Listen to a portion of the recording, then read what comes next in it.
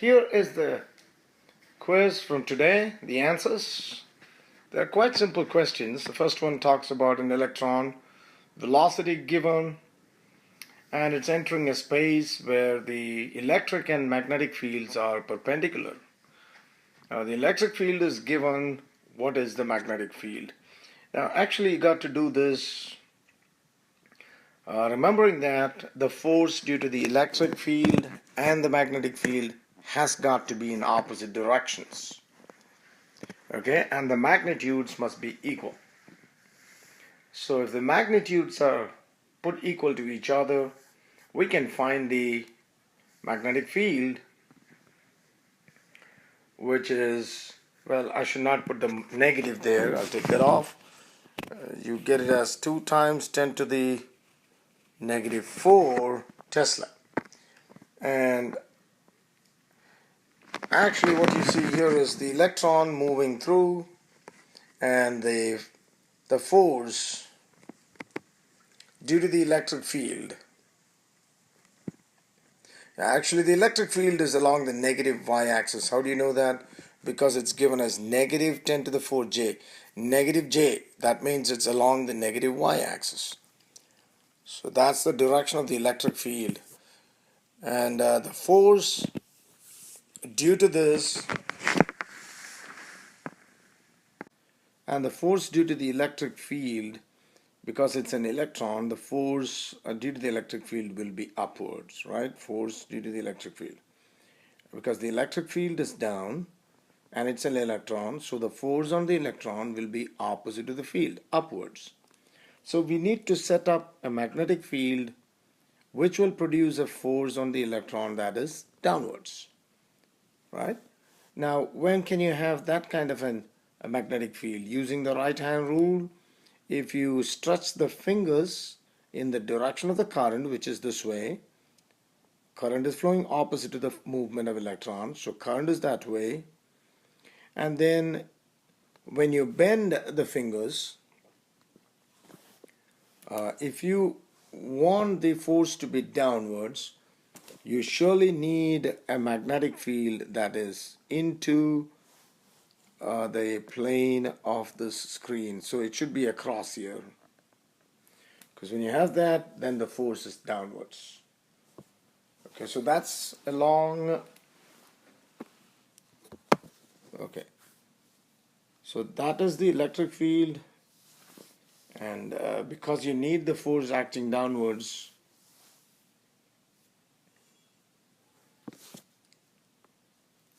it has to be along the K axis. And so the magnetic field is given by 2 times 10 to the negative 4 K. I hope that's clear. You really got to think about it carefully. In summary, let me say again that the electric field is down. Because it's an electron, the force due to it is upwards. So the force due to the electric field is upwards. And that means we need the magnetic force to be downwards. That is possible only if the magnetic field is into the plane of this screen, represented by a cross.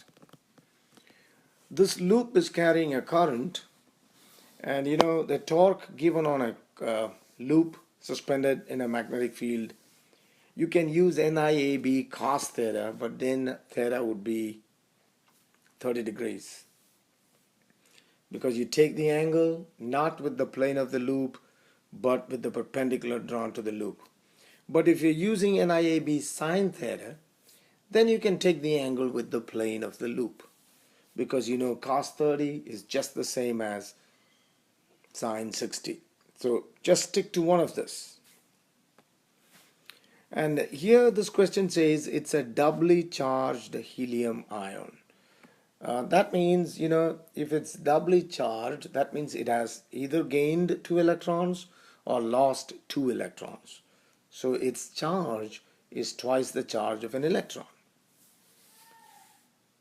Twice the charge of the electron. And magnetic field given, radius must be in meters. And you calculate the mass to be 11 times 10 to the negative 27 kilograms. And Here you have a stationary proton. It's not moving. If it's not moving, velocity is zero, and therefore the force is definitely zero. No force acts on the proton. And then you have a proton which has a speed in a direction perpendicular to uniform magnetic field. The radius is given. You got to find the magnitude of the field. Just plug it into this equation because radius is mv by qb. Rearrange that. That, of course, is the mass of the proton. Charge of the proton is the same as that of the electron. Straightforward question, 0.16 Tesla. Here you have a 2-meter wire carrying a current 0.6 ampere, and what's the force?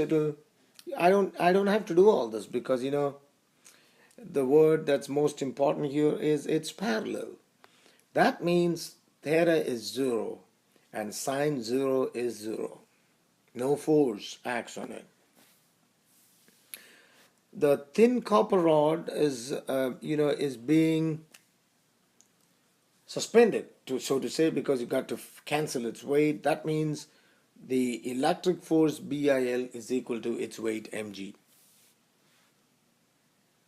Yeah. And make I the subject, and you see that you need to have 4.9 amperes in order to cancel its weight. Again, it's about a straight conductor, and there's nothing in this question. It's ILB sine theta, all terms given. Just plug in and get it as 0.24 newtons, and the closest is, of course, 0.2, not 0.3. This is the question that really confused a lot of people. If this was not a multiple choice question, you could not have done it because the current is not given. But since it's a multiple choice question, you do not need the current. That's the formula for force. Put it as IJK, length is 340, and then you take the cross product, right? I is 4 times 12 minus 0, then minus J 3 times 12, which is 36, and then plus K 3 times 5, 15, minus 0. When you get that, you're not actually getting the actual force because you do not know the current. But if you compare what you got with the answers given, you know that there's only one answer with I and K both positive and J negative. There's only one answer. Look at that. That's the given answer. Well, surely we do not know the exact numbers here because we do not know the current. But you can figure out what the current is from here. By dividing, you can figure out that the current is 0.0162 ampere. You need not do that. But what I'm trying to say is, when you compare it with the answer, there's only one answer that has I and K positive and J negative. So it's logic. That's the answer. And the last one, you have the force given, the charge is there, and the magnetic field is there. Calculate the components of the magnetic field, knowing that the x component of the field is equal to 0. Alright, the x component of the field is equal to 0. So that is the force. Force must be equal to charge multiplied by V cross B. That's what I'm doing there. V cross B. Those are the values of the velocity components, and this is the magnetic field, which we do not know. So when you take the cross product, that's what you get.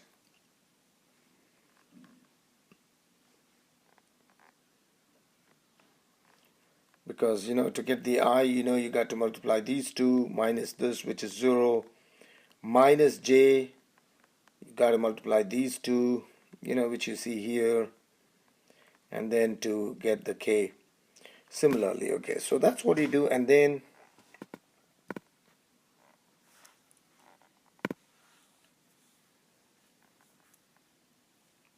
all you have to do is compare the coefficients.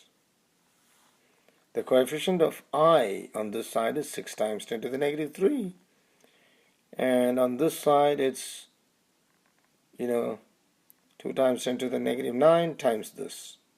That's the coefficient of I. So from that you get Bz is 1 Tesla, and then put the coefficients of J, which is 2 times 10 to the negative 9 times 2 times 10 to the 6, and that should be equal to minus 8 times 10 to the minus 3. So you get the Bz and the By, and you're already told that the x component is 0. So the answer is minus 2j plus 1k, because this is minus 2. J is the unit vector along the y, and 1 unit vector along the z is k. Thank you. Hopefully it's made some sense to you. Thank you.